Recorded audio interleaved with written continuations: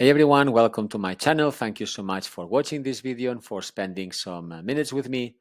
Today I want to talk about credit cards and to show you how I've been able to make $10,000 over the past few years in cashback by just managing things properly.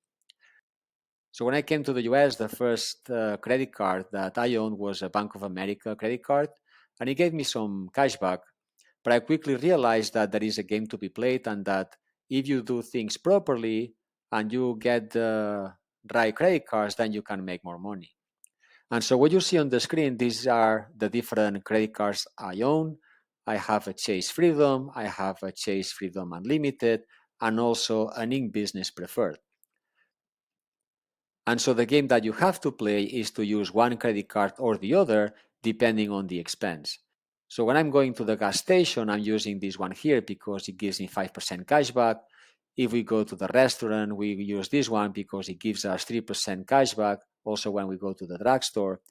And this is also like a good credit card, all things considered. It gives us 5% cashback on all travel expenses as well.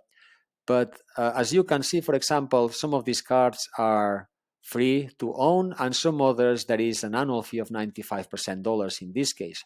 So the question is, why would you do that, right? And the answer is because as you go through different offers for credit cards, those offers are attached to particular bonuses and different points.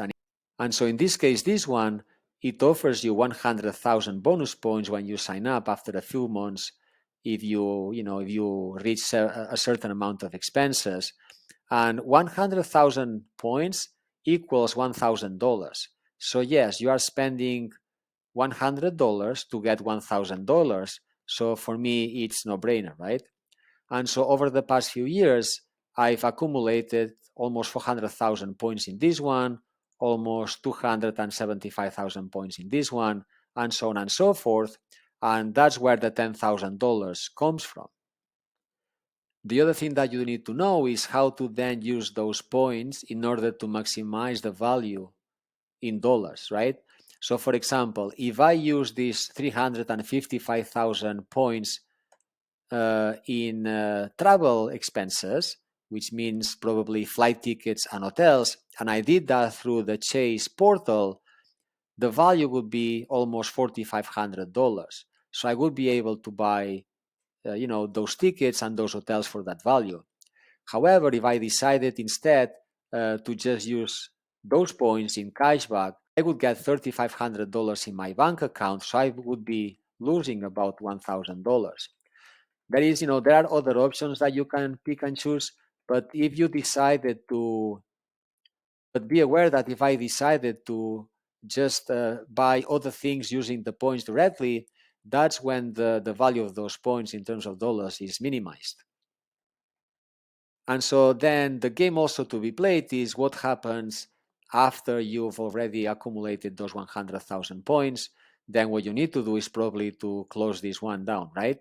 But then you have some points accumulated. So some of these cards actually allow you to transfer the points from one to the others, but then you have to be careful and you have to, do some calculations, because if I did that and if I transferred them, for example, to the Chase Freedom Unlimited, yes, I wouldn't be paying the $95 anymore, but as you can see, the value of those points now is much lower. It's about 20% lower to the value of those points if I kept them here, right?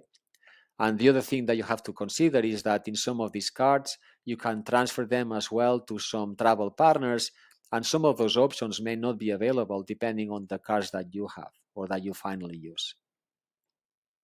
And so another thing that we try to do probably on a yearly basis is to go through this information and this data, and also to go out there and see what other credit cards, maybe by different banks, are better than the existing ones, and we replace them if necessary.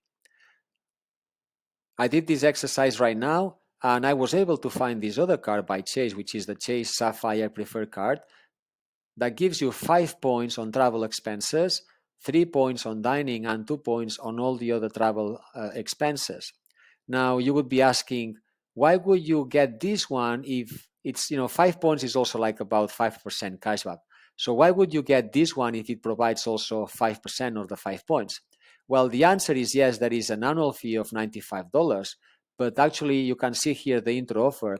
You also get 60,000 bonus points, and 60,000 bonus points, this is about $600. So you would pay $95 to get $600 after you use this credit card for a few months and you spend so much money with them. The other one I'm trying to improve is the credit card that works in the grocery stores, because at the moment I only get 2% cashback. And I was able to find this one, which is called the Blue Cash Preferred Card from American Express, that gives you 6% cashback at the US supermarkets on up to $6,000 per year in purchases. And then it goes back to 1%. It also gives you 6% cashback on streaming subscriptions and also 3% cashback at gas stations and 1% cashback on other purchases. And so the question is this worth it, right? Well, you can see the annual fee here is $0 for the first year and then $95. And it also have an intro offer of $250 after you spend a certain amount of dollars. So I've done some calculations and this is what we can see. The existing card that I have is a Bank of America card that gives me 2% cashback on those grocery stores. And let's suppose that you spend $12,000 on a yearly basis, that's $1,000 per month, then 2% cashback for the first 6 months and 2% cashback for the second 6 months, you will get $240 cashback.